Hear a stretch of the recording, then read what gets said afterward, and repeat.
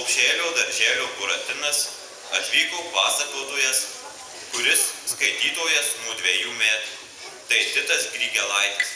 Jis paseks sakmę, kodėl voras su kupra.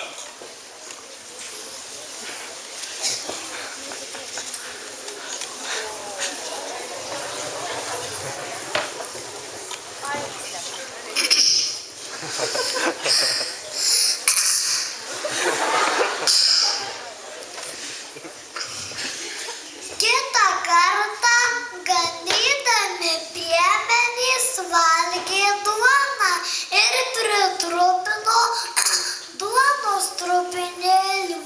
Voras surinko tuos trupinėlius ir nunešė parodyti perkūnui, kaip piemenys mėto duoną, kad juos nubaustų.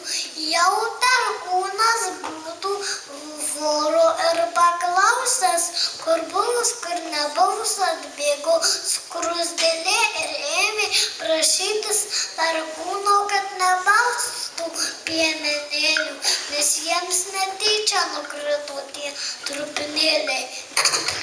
Perkūnas labai supyko ant voro, gal neteisybę sakė, ir jam taip stipriai kumštelėjo per nugarą, net kupra iššoko.